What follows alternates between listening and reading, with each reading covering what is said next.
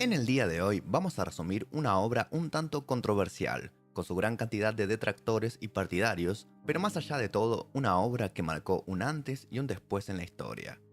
Sin dudas, te puede interesar o ayudar por las razones que sean, así que ahora mismo comenzaremos con el resumen de El Manifiesto Comunista. Nos vamos a saltar los prólogos, los cuales sin duda te recomiendo que los leas.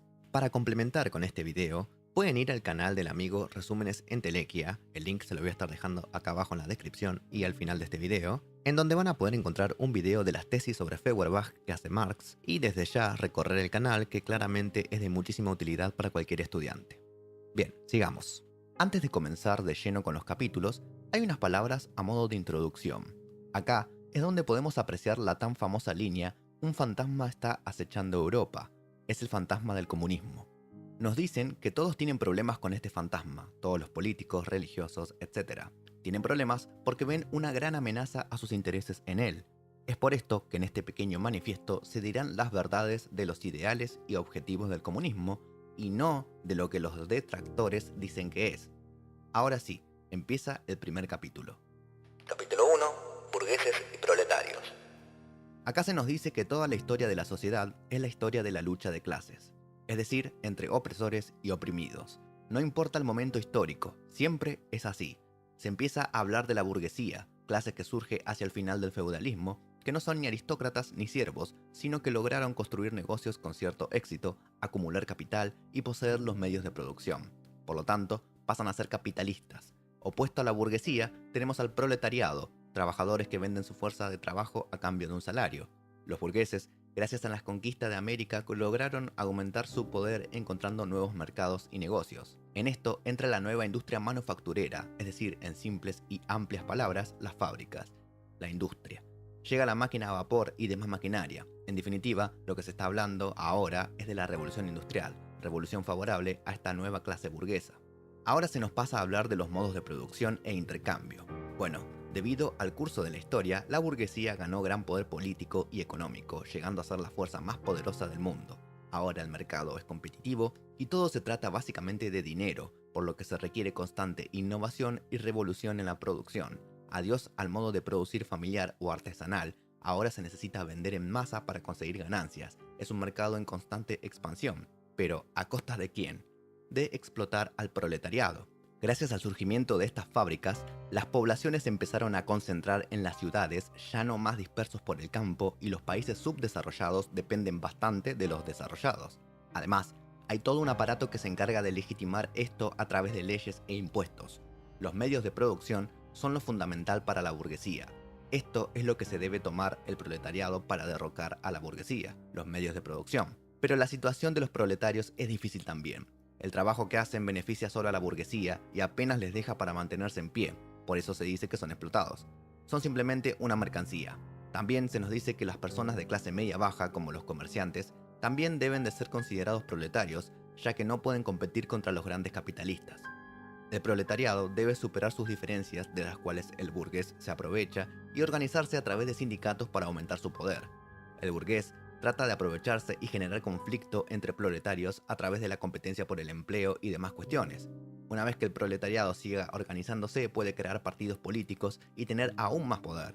También tenemos en un pequeño apartado una mención al lumpenproletariado, que vendrían a ser los ladrones, vagabundos, mendigos, etc., que no tienen relevancia en esta lucha de clases.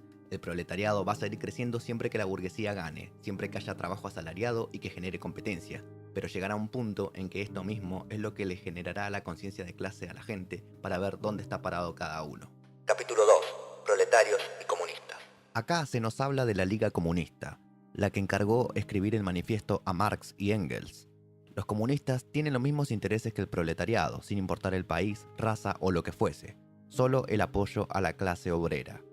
Su meta es formar al proletariado y organizarlos para derrocar a la burguesía y tener el poder político. La principal queja de los burgueses a los comunistas es que quieren abolir la propiedad, pero Marx da una respuesta histórica y nos dice que esto siempre sucedió.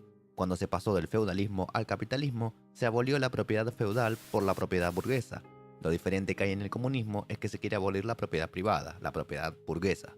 Lo que se busca es acabar con la explotación del hombre por el hombre. No está mal tener algo propio, siempre y cuando no se haya explotado a nadie para obtener eso propio. El trabajo asalariado lo único que hace es darle beneficio, capital, a la burguesía, no al trabajador. Por ejemplo, para construir una silla necesitamos de 2 horas. Esto va a constituir el tiempo social medio para construir una silla. En esas 2 horas se cubren nuestras necesidades básicas de reproducción, comida, vivienda, ocio, etc. Es decir, recibimos un salario por ese tiempo social medio que tardamos en hacer una silla. El problema se genera en que no se trabajan 2 horas en una fábrica, por ejemplo, sino que se trabajan, supongamos, 10 horas. Si en 2 horas construimos una silla, en 10 horas construiremos 5. Esas 4 sillas excedentes no nos son remuneradas y constituyen un tiempo excedente, el cual es apropiado por el capitalista. Ahí se encuentra la ganancia. Esto es lo que se conoce como plusvalía. El plusvalor surge del proceso de trabajo y es trabajo no remunerado. Marx nos dice que la propiedad privada, en realidad el 90%, pertenece a la burguesía, siendo para los proletarios lo mínimo y necesario para poder vivir. Se busca eliminar el estatus de clase y la explotación. No es que no se podrá adquirir productos, sino que se eliminará el poder de convertir productos en capital y explotar a otras personas. Otra de las quejas hacia el comunismo es que creará personas vagas, perezosas. Pero la burguesía ya es perezosa de por sí, es el proletariado el que trabaja. Además, no se busca eliminar la productividad, sino el capital. Algo más complicado es eliminar la familia, cuestión que los burgueses no ven para nada bien, pero de nuevo, es la familia burguesa. Lo que debe existir es relaciones igualitarias entre personas y mismo en la educación. También se buscaría eliminar las nacionalidades, los países, dado que los proletarios no tienen una patria, son uno y deben unirse. Luego pasamos a ver qué es lo que debería hacer el proletariado una vez en el poder, y es que debería disponer del capital burgués, concentrar los medios de producción en el Estado a mano de los proletariados e incrementar la producción, brindar educación gratuita y acabar con las distinciones de clases, para al fin de todo, acabar con el poder del proletariado y su poder político, ya que este mismo serviría también para oprimir. Capítulo 3. Literatura comunista y socialista. Acá se nos cuenta que cuando la aristocracia veía su fin llegar, empezaron a escribir contra los burgueses y esperaron captar la atención del proletariado, cosa que no sucedió. Entonces, los aristócratas dijeron que los burgueses habían creado a unos proletarios revolucionarios en contra de ellos, digamos.